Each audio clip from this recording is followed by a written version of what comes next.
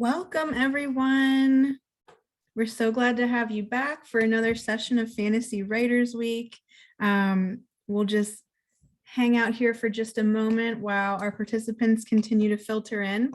For now, if you can see and hear me, if you could please drop your name and where you're joining us from in the chat. Hello again. This is not the first time you've seen me today. Hello, Sherry, Andrew, Kim. Wow, we have such an international audience again. We always love this. UK, Ohio, Tennessee, Wisconsin, Oregon, Boston, everywhere. This is great. So everything must be working properly. I'm going to go ahead and cover just a couple housekeeping items before we officially begin.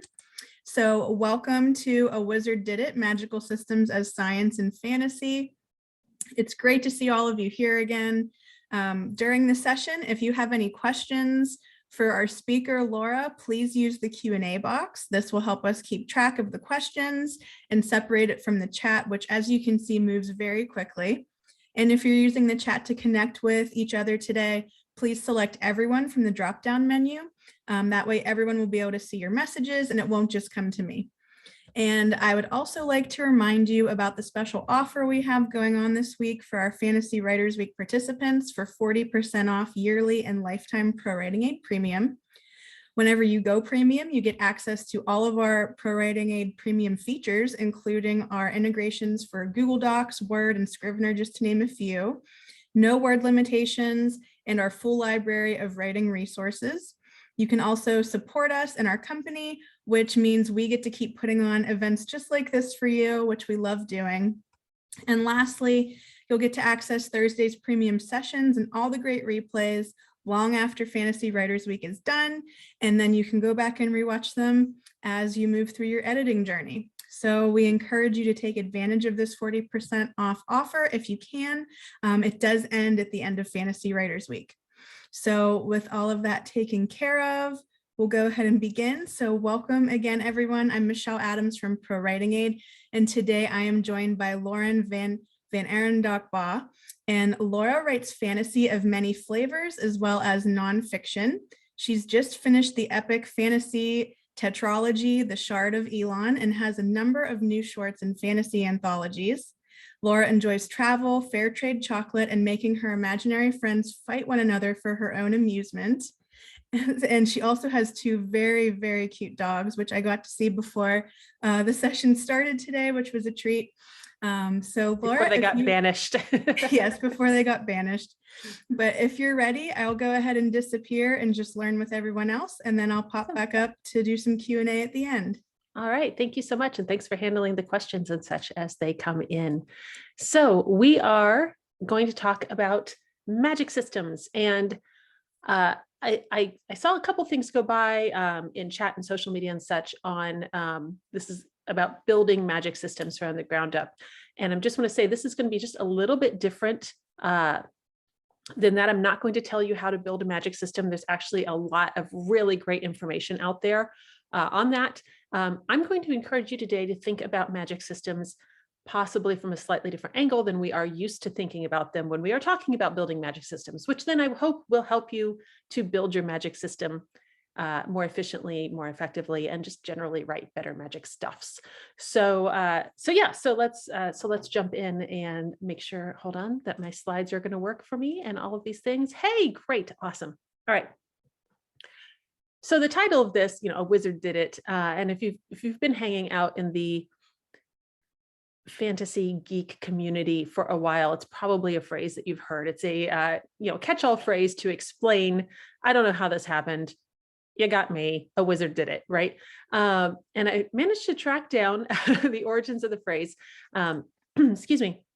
It actually comes from a Simpsons episode and I'm not going to play this scene for you. I'm sorry, because we do want these videos to be available for replay and not get copyright dings against ProWritingAid or anybody, but I'm just going to tell you that this is the scene that it comes from, when they're, having an interview with Lucy Lawless, and she's just explaining stuff that happened in the show because, a wizard did it and it didn't make any sense. But the phrase shows up a lot of other places as well. And I think it's a little bit telling that, yes, obviously it's a joke, but it's also a little bit telling that is just our catch-all for, I don't know, I needed it to work, so a wizard did it, right? And that's going to undermine our compelling storytelling more than a little bit if we actually use it beyond the joke level. So let's walk through things today on how our magic can be a little more scientific. And if that sounds confusing, bear with me. And if it sounds really confusing, we have Q&A at the end. So I just want to start by pointing out that our world that we live in right now is actually a fairly magical place. So this is a photograph of some of the glowworm caves in New Zealand. So you've got the bioluminescent larvae and things that are just making these honestly fairly magical places. You could transport that photograph onto the big screen, put some characters walking down it, and it would look like a really dramatic fantasy set. Magic is pretty awesome. Science is pretty awesome. I see no reason they can't get along well together. So we're going to grab all of that. So, excuse me. And so I don't know why there seems to be a gap and a divide between these things, but we're going to explore it a little bit and hopefully diminish that gap a little bit, because it really does feel like sometimes like we can't have both. And I have had people actually say to me when I'm talking with writers or working with things that are being developed, and they're like, no, I don't want any kind of explanation. I don't want any science in my story. I don't want any explanation for the magic. The magic just needs to be magical. There need to be no rules. There needs to be this, because otherwise it's not actually magical. And I was like, okay, if that's really what you want to do, but I've got some really bad news for you. If your story has a wizard, you already have science in your magic. And this is not the way to make friends, by the way. Don't say this to people. But here's the thing: predictable magic is a science, and because let's just break this down. If my wizard casts a spell and expects to get a particular result from that spell because he has gotten that result previously when he has cast that spell, that means he or somebody has studied this phenomena enough to identify a pattern and establish some rules on how we expect it to work. We call that science. Okay. So whether or not it is a science that I have here in my life, living in Midwestern United States, it's still in that world, in that universe, that is a science at that point. And we're just calling it magic or science to make ourselves happy. So I voiced this theory to my husband, who is a GM in multiple TTRPG systems. And he's like, oh, no, because like, let's say you have a sorceress and she doesn't cast the spell. She just wills the thing and does it. And so it happens. So that's not a science at that point. And I was like, like we have great dinner conversations, right? She's still expecting the same result. There's still a predictable result. Whether or not she understands how it happens does not change the fact that it does happen in the same way, with patterns and with rules. Science, we do not define a science by whether or not I fully understand everything that science describes. There are lots of things that I live my life not understanding, but relying upon. There's still science. Science still describes them. Right now I am breathing. I don't know how I'm breathing. Like I have enough. I can throw around some terminology. I have enough of the concepts that I could pass my biology exams back in school, right? But on a really fundamental, can I explain exactly on a cellular level and the exact physics of how respiration works? Not a chance, right? But it works and somebody else understands it. So this is kind of where I'm going with, I want us to think more of our magic systems as actual science systems, because I think that actually helps us to build stronger magic systems. So, all right. And if this still sounds a little bit like, they're totally, nope, they can't cross over like that. Then I'm gonna say, hey, if anybody wants to pop their hand up and please explain quantum chromodynamics to me. Because here's the thing, I can't. totally can't. Like, this is not a test. This is not a throwdown that nope, I just legit can't explain this. But what happens is a lot of times people say, well, if somebody can explain it, then it's science. And if somebody can't explain it, then it's magic. Whether somebody can explain quantum chromodynamics to me depends almost entirely on which building on the university campus I am standing in when I ask the question, right? If I'm standing in, the English department, I'm going to get an entirely different set of answers than if I'm standing in the quantum physics department, right? So does it change from being a science to a magic depending on what building? Do I just take a walk across the yard and now it changes whether it's magic or science? No. Okay. So yeah, by the way, just for fun, it's theory about interaction between like hadrons and it's like a bunch of stuff. We don't care. It's not relevant. Point is, I can't explain it in any actual way, but somebody else can. So let's walk through a little bit the most common protests to magic with rules.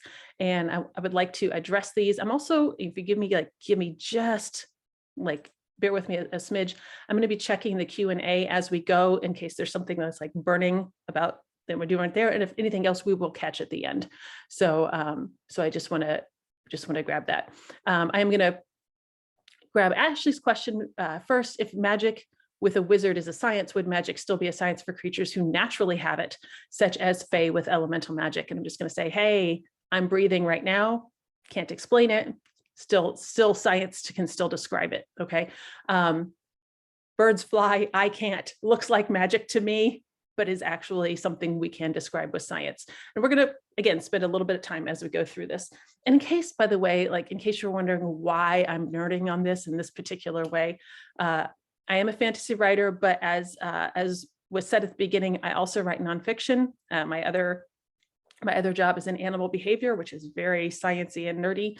And so for me, I seem like it feels like I move back and forth all the time between the two things, and they're not as different as we seem. And I'll have clients say all the time, like, oh my gosh, you solved this thing. It was like magic, how well it worked. And I was like, but it's science. But I see why it looks like magic if you don't have the depth of background in the science. So we'll come back. We'll get on that. Let's walk through the most common protests that I see. All right. I have actually seen this as a legitimate protest. If I explain how the magic works, then I can't just change it whenever I need it for the convenience of the story, because the reader will catch that I've changed something.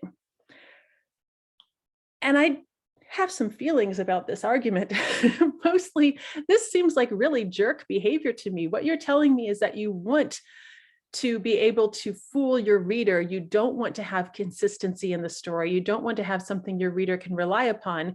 You want to be able to change the rules at any moment without regard for how that leaves your reader hanging like, wait, I thought that we were doing this, and it just seems, the best I can say about that is it seems like lazy writing. We're better than that, guys. I promise you are a better writer than that. And your writing, your storytelling will be better with parameters, with constrictions. And we'll get through some of that later, but just trust me, you don't need the easy out, and your story will be so much better if you don't have the easy out. Okay. And the other one that I've seen, but I want a sense of wonder. If the magic has rules, if the magic has explanations, or if people know how it works, then there's no sense of awe, there's no sense of wonder. And this actually hurts me a lot. I'm just going to say this one I feel this one personally, because guys, we live in an amazing world with all kinds of awe-inspiring things.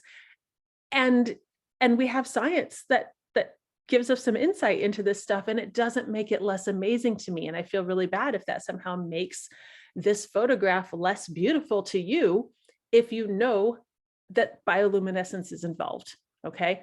And so in my mind, science can also be magical, because I would absolutely describe this as a magical photo or a magical place, right? So, and I'll just throw out, just in case it's a bunny trail for anybody, if anybody's having a quiggle. I'm also a person of faith. This is not something that interferes with that. Like I can be in awe of many, many things. Okay. It doesn't, I don't think we need to say that we can't have awe if we understand stuff. All right. If I were to tell you that in the early 20th century, we invented a substance that we could add to cake batter that would then during baking would go through a chemical reaction to inject carbon dioxide into our cake batter to help make that cake fluffier. And that's why it's easier now to get a fluffy cake than it was, 100 years ago. So baking powder, yay. Does that make your cake less tasty? Are you still happy that you have a fluffy, tasty cake? Whether or not you understand that, you're still getting the effects of that science/magic when you add baking powder to your cake. And if you don't understand how baking powder works, that chemical reaction is not clear, great. You've got a magic powder that makes your cake fluffy. If you do understand it, fantastic. We have a cool potion that makes your cake fluffy, and it may or may not be magical, right? So sonication. There are approximately 10% of flower species have their flowers built in such a way that only a specific frequency of vibration will release the pollen. And this allows them to target specific species of insects to deliver their pollen and pollinate their flowers. So you can actually, I haven't tried it, but I'm told, the internet and RILAB informs me that you can take a tuning fork set to that specific vibration and use that with the flower, and it will release the pollen because you are now mimicking that particular species of insect that connects with that flower. Oh my gosh, guys, like I find that amazing. And if you think, oh, well, now that I know how it works, it's not cool anymore. I just think, oh, what a sad life you must lead. Isn't that fascinating? The fact that we can say what's happening does not change the fact that it is amazing, right?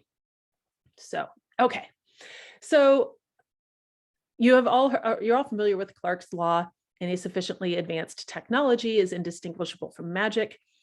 I really liked Mercedes Lackey and Larry Dixon in a series that, oh my gosh, I'm going to say it's probably 30 years old by now, but they pointed out that any sufficiently advanced magic is indistinguishable from technology.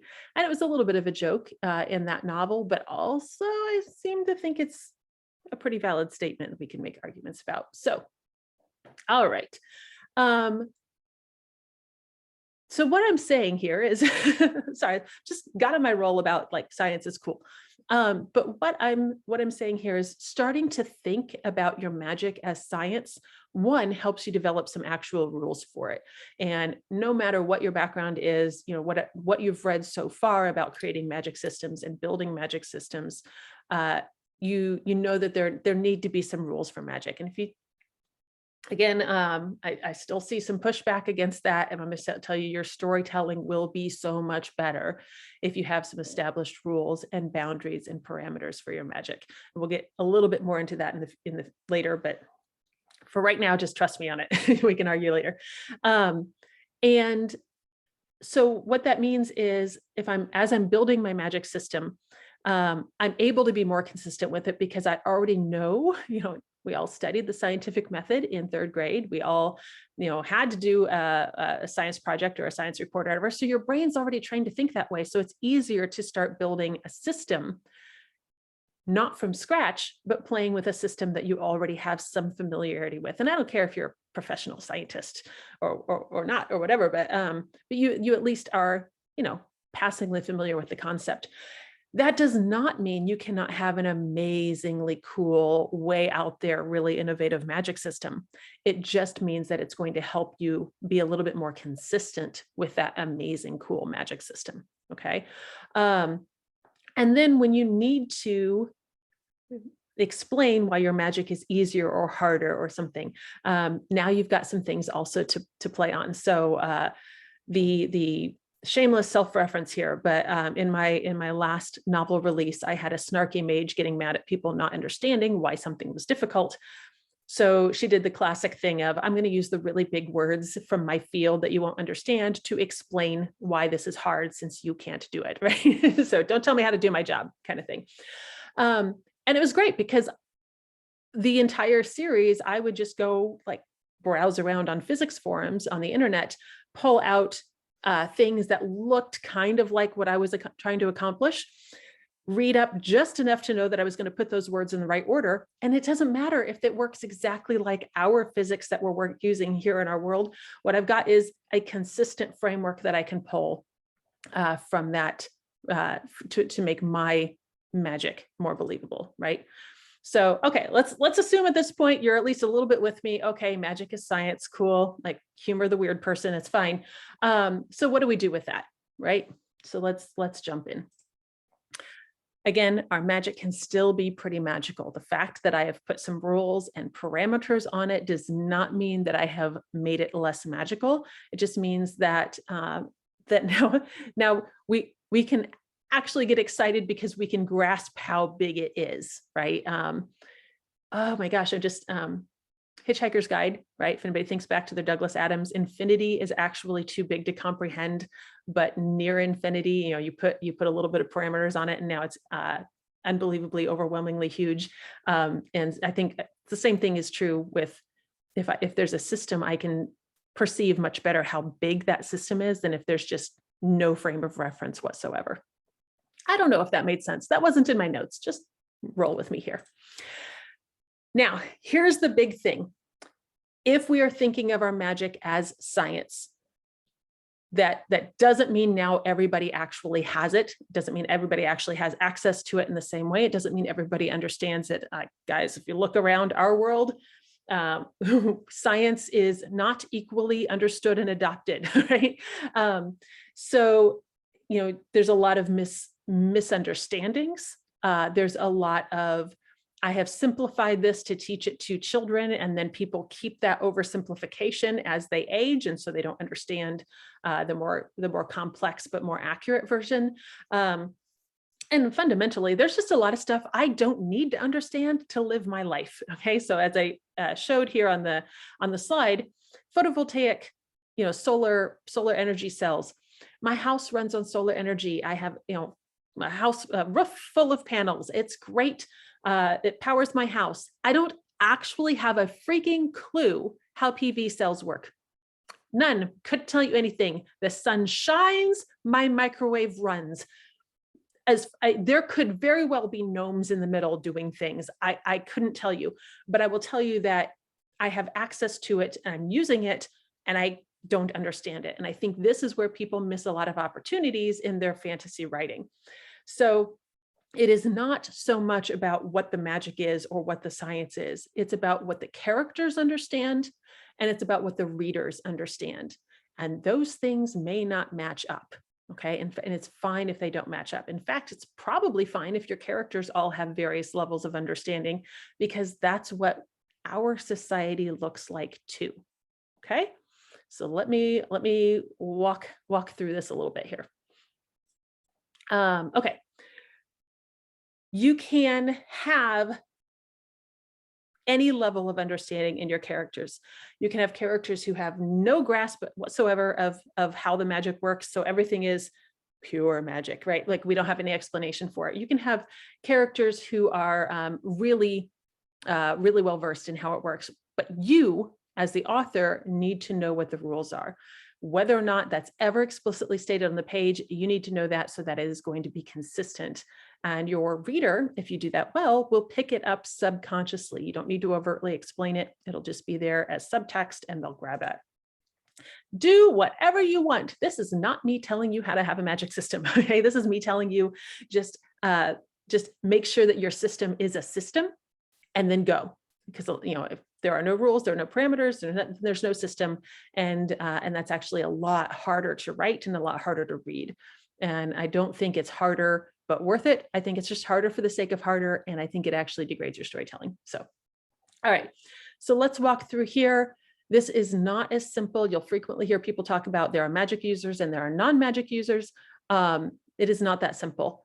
Again, our real life society that I live in right now, has many, many, many different levels of understanding and adaptation of technology, science stuff. So, what I have done is I've just made up a few samples that we're going to walk through and talk through with corollaries between a fantasy world and my Midwestern American world. And so hopefully this will give you some ideas of where you can take this and how you can develop this. So wizards, we're going to start with wizards because wizards honestly are just kind of fun. So if your story has a wizard, we're going to assume that they're a good wizard. I don't mean on the moral scale. I mean, they're effective at their job. They can use magic very efficiently. Let's just go with like that's not quite the wizard, but definitely the wizard of modern Western fantasy publishing. Gandalf absolutely has all kinds of skills that I cannot comprehend, but he has limits. There are things Gandalf can't do. There are things that Gandalf shouldn't do, and there are things that Gandalf can't do. So we still have parameters even in our most overpowered super buff wizards.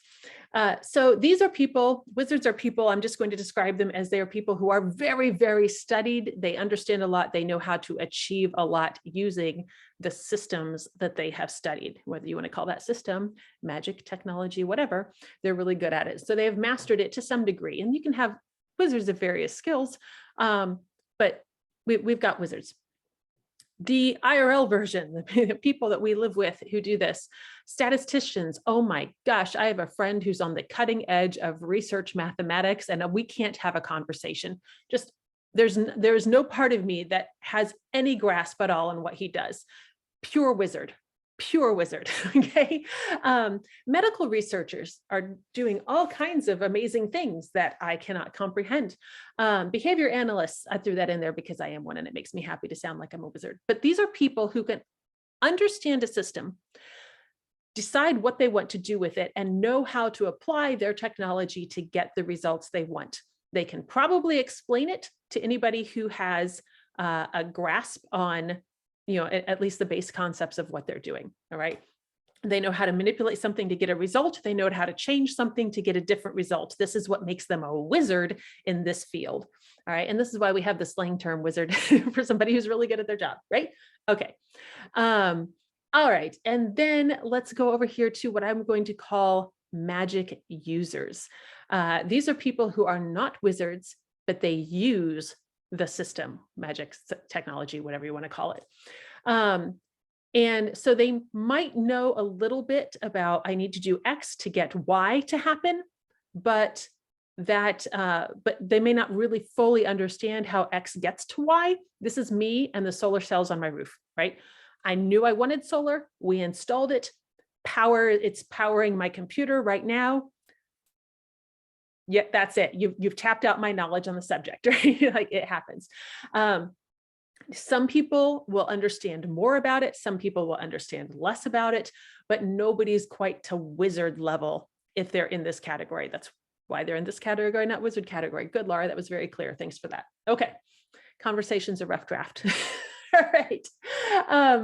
So the real world corollary here, I would say, dude, you're still on mute. You're still muted. Push the unmute. Okay, like we've all lived this for the last couple of years.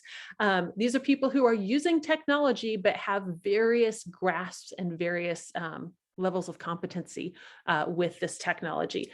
Lots and lots and lots of people are using things that they don't completely understand and are not great at manipulating. Some people are more comfortable and they're okay with feeling like, let me just tap the things in my phone settings. What's going to happen? It's not going to explode. Let me just try this, right? Maybe they get it right. Maybe they break something, have to ask somebody for help. Some people are going to be at a level where they know they have an exact path. They have an exact chain or sequence of behaviors. They are going to do this to get that, and they don't know how to vary that sequence. They don't know how to experiment, or they're not comfortable for experimenting. So, a few months ago, somebody read one of my books, enjoyed the book, decided she wanted more material from me. So she sent me a friend request on social media so that she could message me through social media so that she could ask me if I had a website Okay. And I'm like, okay, that's really sweet. But also, you were on the internet in order to send me a friend request on social media, right? Like you could have just Googled, okay? But this is clearly outside of what her comfort range was on using technology, right? So again, this is an enormous group with a really long continuum of skill levels. So you've got all kinds of room to put characters in here. You could put 20 characters in here and no two of them are going to be alike. All right. Then we're going to get to the non-magical folks. These are people who are not using they have no interest in being any part of this system. All right. They're resistant to magic. They're resistant to technology or whatever. These are people who, and there could be any number of reasons. We'll talk in just a sec about what these reasons would be. But I would say we have corollaries for these people as well. Luddites, people who are just, anti-tech, people who are, I'm not going to get too mean here, but, like flat earth or something like that. And again, there is an entire long continuum of reasons why somebody might fall into this category. And again, it's not going to be a single reason. You're going to have a huge variety of reasons people will be here. Competency. I don't understand computers. Computers intimidate me. I tried it. I felt overwhelmed because I wasn't introduced to it in a systematic approximating way. So it just felt too big. So I decided not to try it again. So I lack the competency to use this technology. Preference. If I have a smartphone, I feel pressure to always be available. So the easiest way for me to not feel that pressure is to not have a smartphone. And yeah, somebody over here in the user category is going, have you tried using the do not disturb setting? And they're like, whoa, settings, too much. Let's just not have the smartphone. Okay. So you're going to have people with all different ranges of reactions. Misunderstandings, people who are like, well, I won't use a credit card because cash is reliable and credit cards are not. And I know these people, like, these are all real life examples.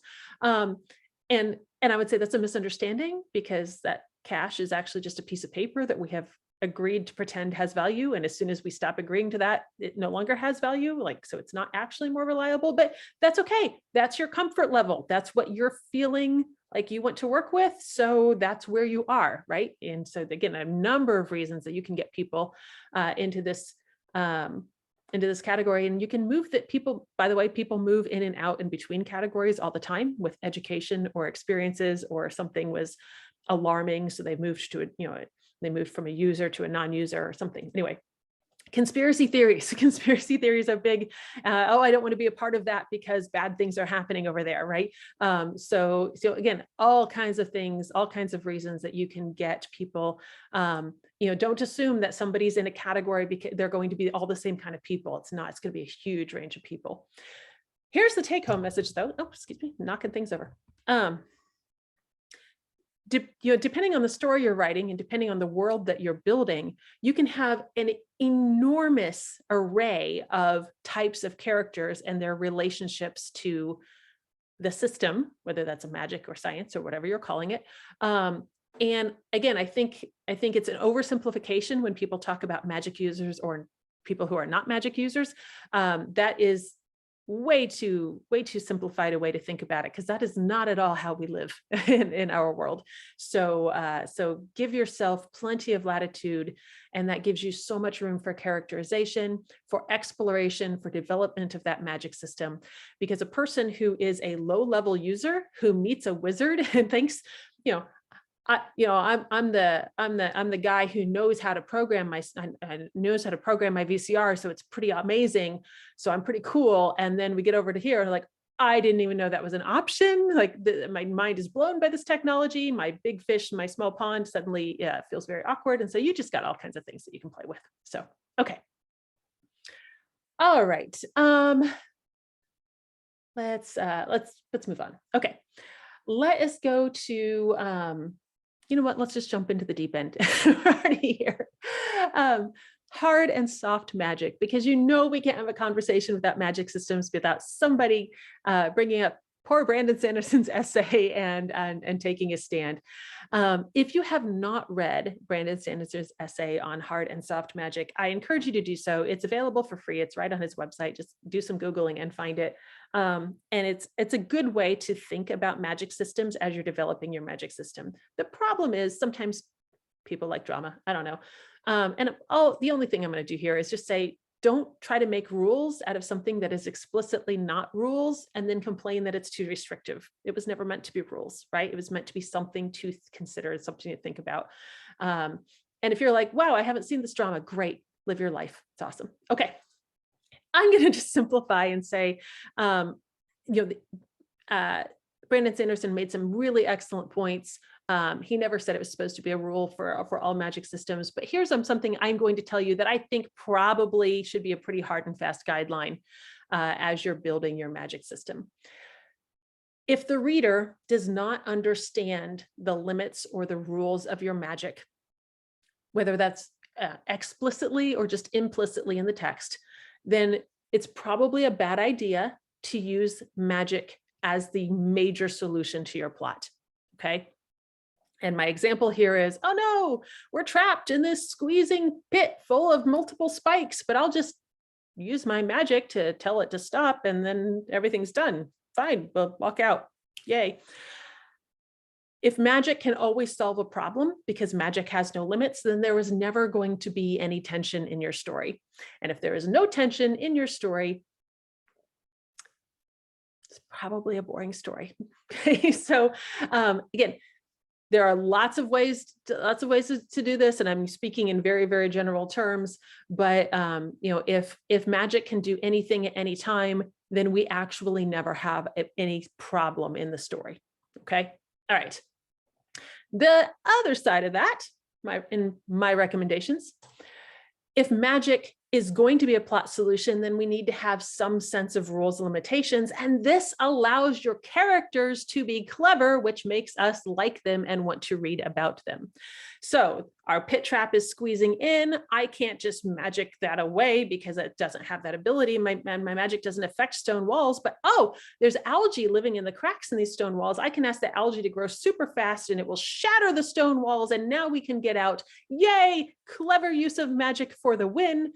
And now my reader can think, ooh, what a good use of, way to think on the fly. What a good use of resources. I like this character. And now I've got some buy-in and I have a fun character because we had tension and we had a clever solution. Okay, hope that makes sense. Again, limitations do not have to be explicitly spelled out. And I think sometimes that's some of the pushback against magic having rules is people think, well, if you're telling me my magic has to have rules, then I have to have the scene where Wizard A sits down next to Wizard B and says, well, as you know, Jim, my magic cannot work on stone. And like, no, please don't do that. That's info dump and boring and sad, and we don't want that. Okay, please don't do that. What we can do, though, is consistently present our magic throughout the story in such a way that it appears to have some parameters because we see people make choices as if it has rules. And so we assume it has rules, whether or not those rules are ever explicitly spelled out. Okay. And if you think about, I don't know, like riding in a vehicle in a foreign country or something, and like I may not know all the traffic laws, but I can observe from the traffic that there are laws, and it may make no sense to me whatsoever, but it seems to make sense to other people. So we're good. Okay. All right. Let's do that. I heard this phrase recently and I really, really like it. It's fences make good fiction. And it's exactly what I'm just saying now about having some parameters, having some constraints on your stories actually make your stories better. And this isn't limited to magic. This is limited to, this applies across the board. I would love to give credit for this quote, but I don't know who said it first. I heard it most recently from Tammy Labrecque, but she was very open about the fact that she was quoting somebody else, but didn't remember who. And so if anybody has the source for this quote, please share it. I would absolutely love to have that. And actually, if I could get a copy of this chat when we're done, please. I'm seeing a zillion things go by, and I want to make sure I can get to people or appreciate things or whatever. But if anybody's got that quote, then throw it in the chat, and I will add the source to this slide. But whatever you're doing, parameters actually make it stronger, and it can feel very scary. But honestly, if I sit down and I say, write a story about something, that is some length. Okay, that's too big, too broad, right? But if I say, write a story about a 15-year-old miner who discovers an unhatched egg. Okay, like you can like go down. You might say, well, this is a terrible idea. I want to tweak it so that it's something else. Okay, great. But now you had a starting point. Okay, getting off topic. Let me go back to parameters. Parameters. The things your magic has to have in order to be believable and to be consistent is some form of cost, some form of limitation, and there will be side effects in any well-built world. So make sure that there are repercussions and or side effects in your world. If we don't understand that these things exist, again, it does not have to be explicit. It can be just built into your world building, which is fantastic and actually probably the better way to do it, rather than sitting down and saying, as you know, magic costs mana and kind of thing. But the story will feel very arbitrary if these things are not in there. So again, if there are no rules, oh, we need to get the ring to Mount Doom. Gandalf teleports it. Good. Now let's have a party in the Shire. Like, okay, there's no tension. There's no things. Also, if you just kind of need things to happen when you need them to happen, it can start feeling really arbitrary. So, we've healed everybody of every possible kind of injury, except suddenly now we can't because we need some tension and drama in the story.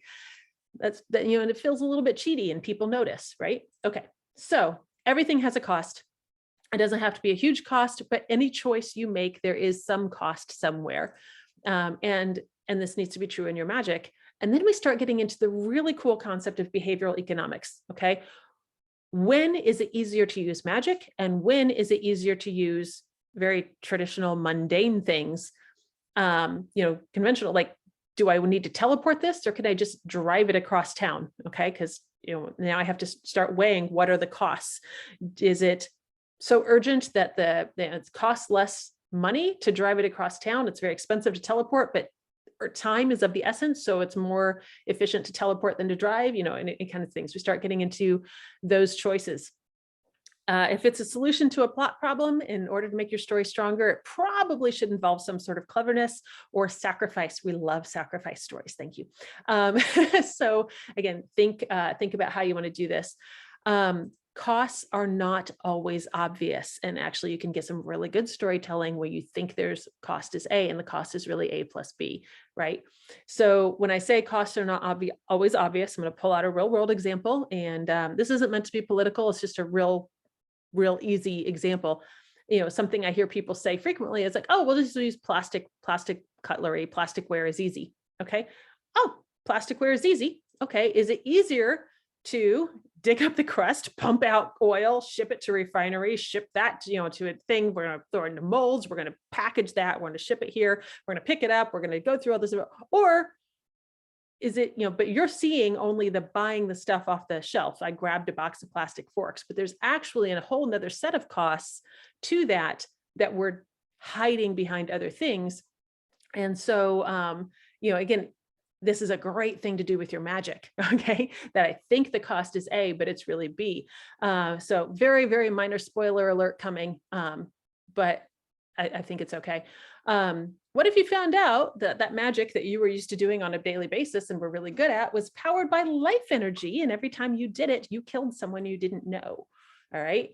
And so if that's the case, then hey, you know how you were just raising the oxygen level in a room to make a girl swoon, and then you were like right there going, hey, sorry, you looked a little dizzy there. Let me get you a drink. Hi, my name is Roy Mustang. How you doing? Okay, and yeah, it's kind of a jerk move if you realize that you were flirting, but you killed somebody, right? So these are ways that you can take that cost, and I'm using a very dramatic example. Not all costs are going to be life or death, but it's something to consider. How does your magic work? Let's say if you're considering your magic as a science and we have a law of conservation of energy, what do we do with that, right? Elsa just changed the temperature of an entire country. What did that do somewhere else on the planet? Okay, so yeah. Here's a big one that I think we need to spend more time on in our world building as a general fantasy writing community. What are the repercussions? What are the social side effects of magic? You can't just stick magic into a society and nothing else changes. Again, we're going to get all those behavioral economics of where do I choose magic? Where do I choose more conventional options? If magical healing exists, do we have non-magical medicine? Is magical healing so plentiful that we don't need things like aspirin? Or is magical healing really expensive, so most people are still using conventional medicine? Same thing with vehicles. You know, at what point do I make the choice whether I'm going to teleport or use horsepower, right? If I can grow things with magic, what has that done to my food supply? Is it win the battle, lose the war, like short-term benefits, long-term loss? Or is it something that's long-term and sustainable? And so now how does that affect everything else in society? What happens when magic is not available? Okay, is it universal? Is it universally available? Well, if that's the case, what happens when it stops? There's a great story point. And if magic is indispensable, who holds the power in society? And you know, there's a reason we have a lot of magical ruling elites, because if we've built our society around that. But if we've all decided that actually I can just walk across town instead of teleporting, suddenly those wizards may not have as much power because they no longer have the thing I can't live without, right? So real life example, we had electric cars before we had gas powered cars. If the battery technology or if our electrical grid had been stronger earlier, the last 150 years would have looked incredibly different. The Middle East would never have become a political hotspot.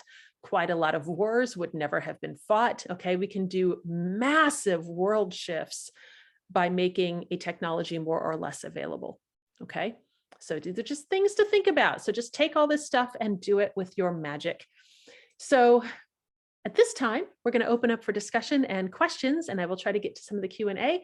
And then if you have, this is where to find me. And then the Facebook group is also, if we don't get to it here, I'll try to catch up with it there. Do give me a couple of days though, because I'm finishing this session and then getting on a plane. So I will not be checking the Facebook group in the near future. Okay. All right. And yeah, so I'm stuck here. I live here now. These are the slides that I live in. Here we go. Okay. Thank you so much, Laura. That was great. So much information. We have about 21 questions as of right now. We have about 13 minutes left. If your question does not get answered, Laura has offered to come into our Facebook group. So she will be posting a message in the news feed there. And if you have any other questions or your question didn't get answered today, just go ahead and pop it in the comments and she will get to it at her convenience. Okay, but starting out, Wendy asks, what about magic that is given by supernatural forces like gods and goddesses? Okay, really good question. And I don't know that I have time to answer it in complete fullness. So I would say there are still some, and unless you are a god, and then we get to, unless your character is a god, and then we get to talk about, is your character a limited deity like a Greek god, or an unlimited deity like an omnipotent, Judeo-Christian god. And so you're still gonna need to do some world building about, your phenomenal cosmic god powers. But I would say there still should be a system. I think even if we're going with a religious technology as opposed to a sciencey magic technology, making up these terms as I go, it's still going to feel more believable and more consistent if there is a set of parameters. I have made the decision as God to still respect the free will of these mortals that I am toying with, or something, rather than, well, I snap my fingers and the book's over at the end. So I hope that answers. Paula says, my story combines scientific inventions using magic. Is that a doable premise? Absolutely. Okay, so my universal answer is pretty much anything is doable. It's just in your execution. But absolutely, I think science and magic can absolutely work together, because I feel like I live that every day. So Yalamed asks, in fantasy, can magic sometimes be seen as science in the fantasy world, like a form of science?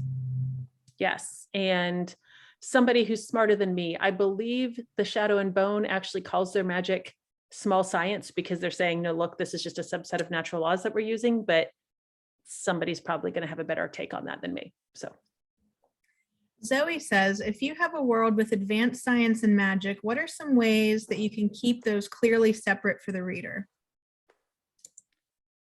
If I'm understanding the question correctly, it would be, which system are we using at this time? And I would have some, oh my gosh, probably one of the easier ways to do that would be tools. And tools can still be a fairly coverall term. Like I can have tools like these are magic words. I can have tools like this is a wand. I can have tools like I need to draw out a octagram and set out, 6 types of flowers and 2 types of food, or, whatever. Or I can have, what we think of as a more traditional toolbox if I'm using something that's a more physical technology. And I would just say, have some sort of quick reference so that your reader can say, oh, they're wearing blue, so they're using this. It was a lot of possible options, and none of those made sense. Just roll with it. Monica asks, say a D&D cleric who has to pray for their spells in a world where deities absolutely do exist. Are we still calling it science? It absolutely has rules, but it's a divine gift, and it feels conflicting to call it one thing or the other. Right. And I would completely agree that it feels conflicting. And I would say we can call it whatever the heck we want. And if it's hard, this is why I'm kind of, on a lot of the talk, I was using the word system, because you can have a magic system or a science system or whatever. And I'm just saying that there has to be a system with some definitions to it. Having definitions makes it a system. And if you want to use a different noun attached to that system, use the one that makes you happy and that works in your story. Ashley asks, how do you strike a balance of limitations? For example, not being too limited, but not OP. What limitations are going to make your story the best story? So if it's too limited, and so I want to have a giant epic world-ending fantasy battle, but we can only change the color of our shoes, and that's as far as my magic power goes. We're not going to have this battle with magic. Okay, it's not useful. But if I can snap my fingers and the world ends, then we're also not going to have this battle. Okay, so find the level of limitations that makes your story the most dramatic and serves your story the best. We have an anonymous attendee who asks, what kind of aspects for rules parameter for magic systems often get overlooked but are really important for it to work, like general aspects? I don't know if this is exactly what you're going for, but honestly, I think the social repercussions and the side effects and how the world is changed by the magic existing is one of the things that I think is most overlooked. We have taken a society that looks like ours, and then we put into it magic that can save somebody's life at any time. Like we can just extend somebody's life. Well, that's going to do a massive thing to our society. Okay. People living longer, they're going to have more productive lives, but also like we have a whole lot of people now. Where do we put them? So you're going to see all kinds of shifts. And I think a lot of times people just like to drop something extra in and not think about how that's affecting the rest of society. And I think that's where you can really stand out as a writer, because your world building is going to be so much better. Tiffany says, if my characters are standard run-of-the-mill witches, do I need to explain the rules of their magic? Whether Gandalf is shooting off fireworks or defeating a Balrog, I don't have to know how he's doing it because I already know he's a wizard. I hope that makes sense. Yeah, and I would say I don't need to understand exactly how the magic is happening. As a reader, I need to understand that it is happening and there is some sort of structure for it.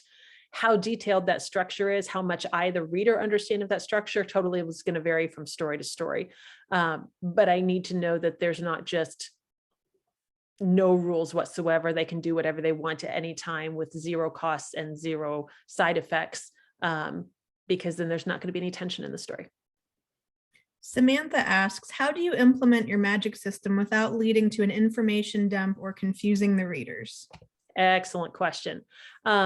I want as much stuff as possible to be just baked into the world. So again, think of something like that exists in our life. I'm going to say traffic. Okay, so I get in my car, I get out, I drive. I don't have to explain to the reader, I wait for the cars to go because I need to get in the right-hand lane, not the left-hand lane, because I'm in the US, not in Britain, and nobody wants that.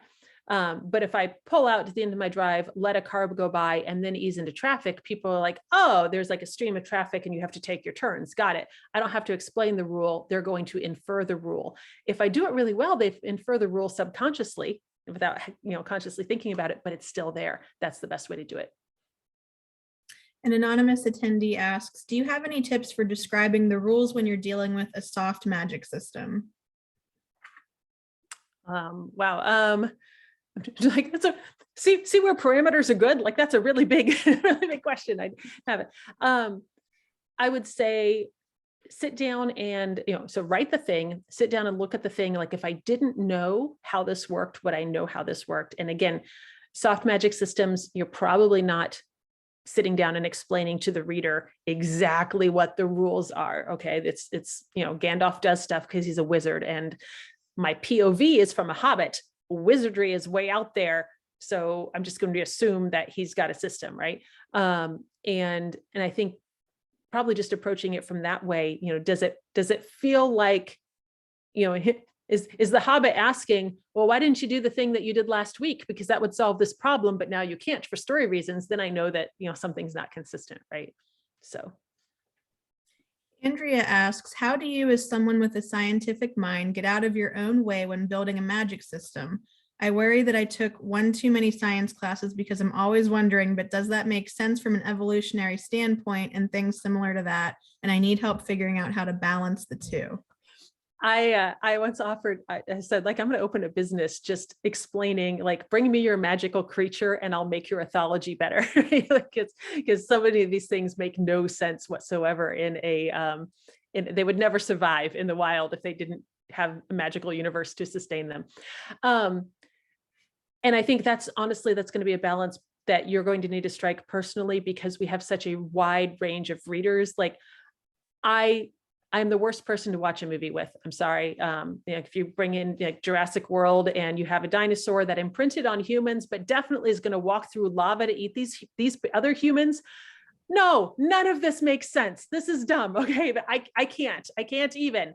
But obviously there's a lot of people who's paid millions of dollars to go watch that, right? So you're going to find the reader niche that has the greater or lesser acceptance of those things. All right. If you want something that is extremely, I did a story, a long short story, a short novella, something on carnivorous mermaids. And I said, it was like, this is a horror story for behavior nerds, because in my mind, the mermaids finally made sense. Right.